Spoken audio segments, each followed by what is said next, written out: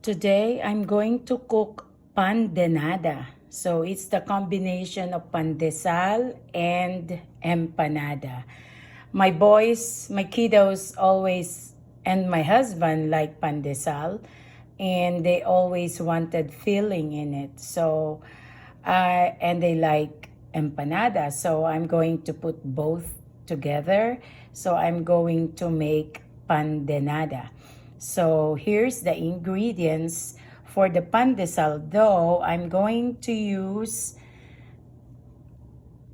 the 1.5 teaspoon of instant yeast, 1 teaspoon salt, 2 cups bread flour, 1/4 sugar, 4 tablespoons of melted butter, 1/2 cup fresh milk plus 2 tablespoons of fresh milk.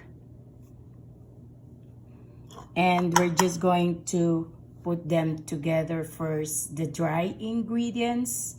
So we're going to put the salt, then our instant yeast, 1.5 teaspoon, then our 1/4 cup sugar, then our 2 cups of bread flour, and we're just going to mix all the dry ingredients.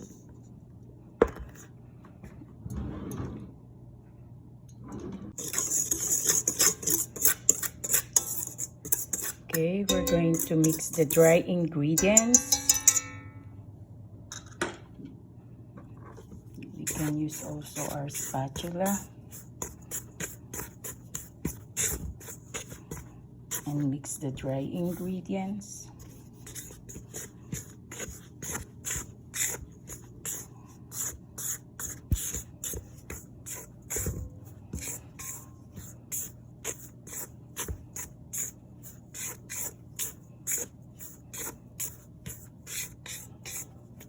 Then we're going to put our wet ingredients, our milk, 1/2 cup fresh milk plus 2 tablespoons, and then our 4 tablespoons of melted butter.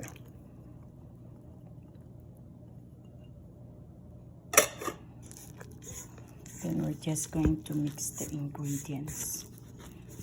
Then I supposed to use my hand manually to knead this, but I'm going to use the stand mixer, and I will just knead this for 6 minutes. Okay.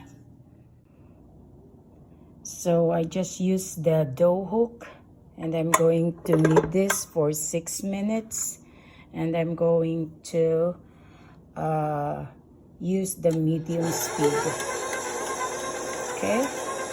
Okay, so we knead it for 6 minutes, and we're going to take it out. Look, it's so easy to take it off. Now we're going to just knead it more, and let's try if it will bounce back.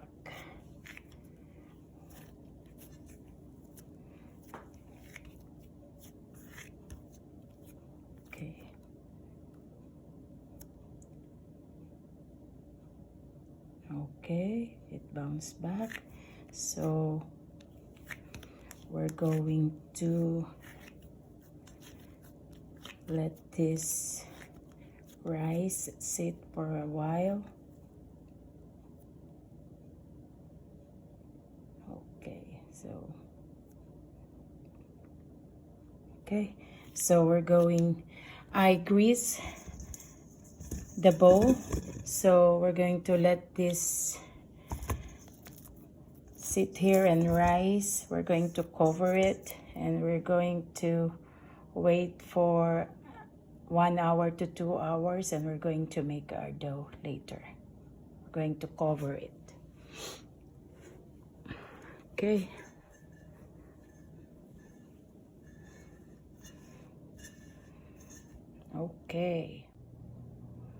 Okay, now we're going to cook the filling for our pandenada.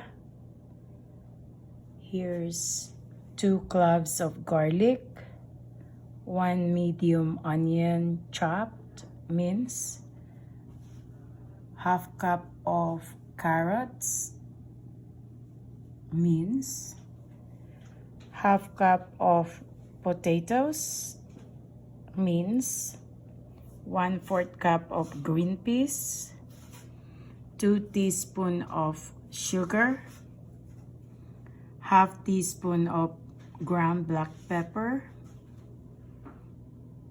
1 tablespoon of oyster sauce, and 1 tablespoon of soy sauce. And we have 250 grams of ground chicken. Okay, so we're going to heat the pan, and we're not going to use oil.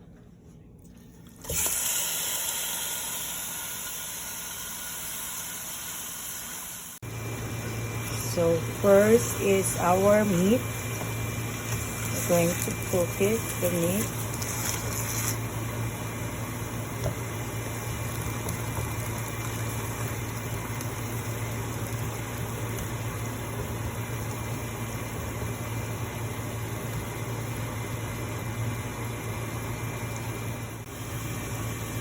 Okay, when our chicken meat is tender, we're going to look at the oil coming from the chicken. We're going to put our garlic.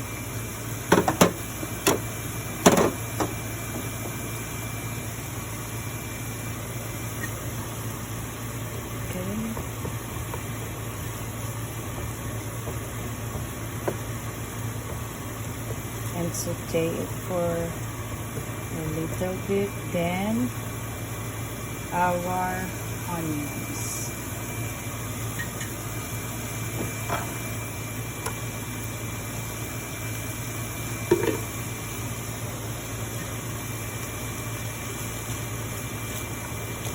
And we'll just saute it.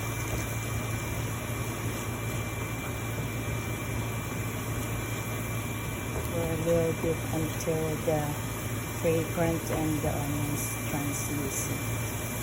I forgot to put the ingredients of 3 tablespoons of raisins, so I'm going to get it from the pantry. Okay, next will be our carrots and potatoes.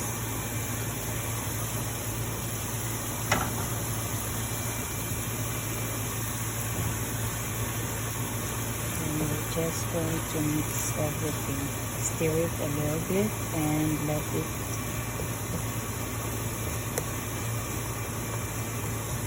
cook, and simmer it for 2 minutes.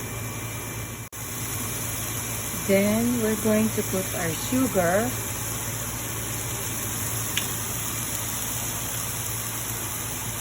our ground black pepper,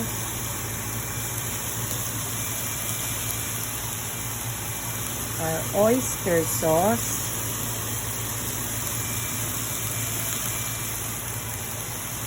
and our soy sauce. Then we will just stir it so all the spices and seasonings will blend. And I'm going, it smells good. And then I'm going to pour also our raisins. It's 1 box of raisins is around 3 tablespoons. So this 1 box of raisins. And our green tea.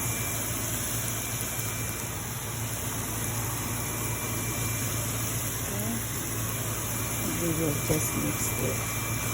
And this is almost ready. It smells good. Okay. We'll just cook this for a minute. Maybe less than a minute, and this is ready.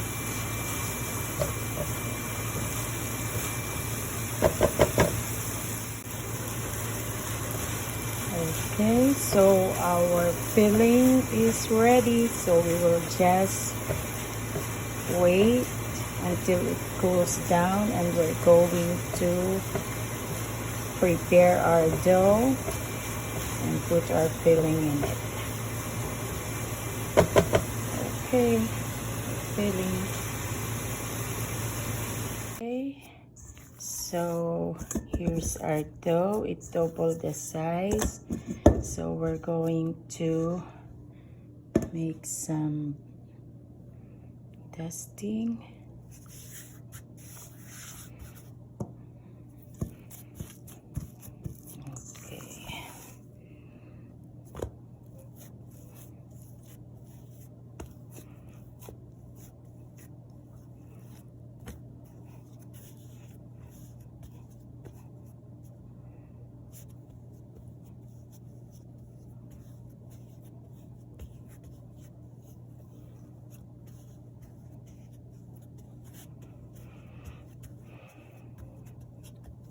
Okay, I'm going to weigh. It should be 35 grams. And I'm going to cut this. Okay, so each of these weighs 35 grams. I made it into a ball. And now we're going to put filling in it. So we're going to roll it.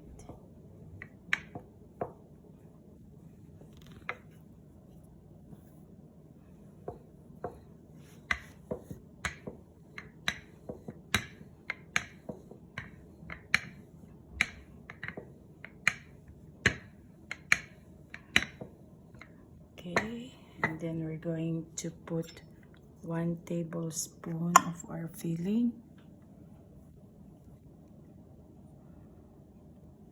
And we're just going to seal it.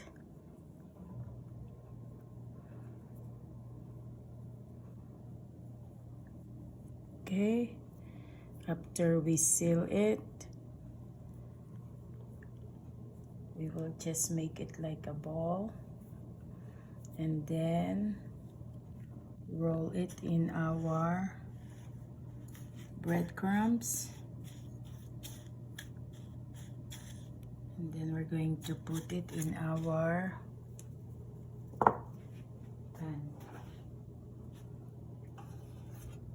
Okay, and we're going to continue with the rest of the dough.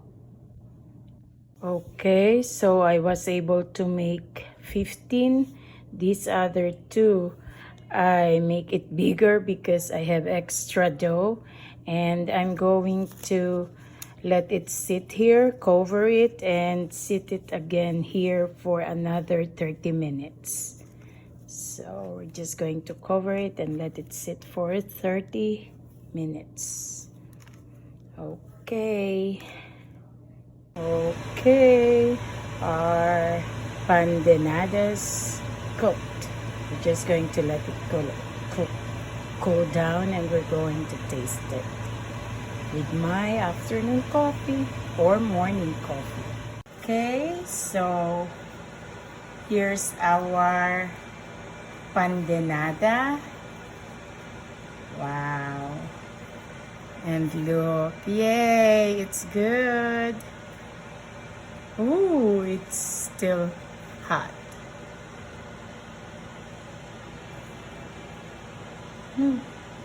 It's good. Okay. Yay.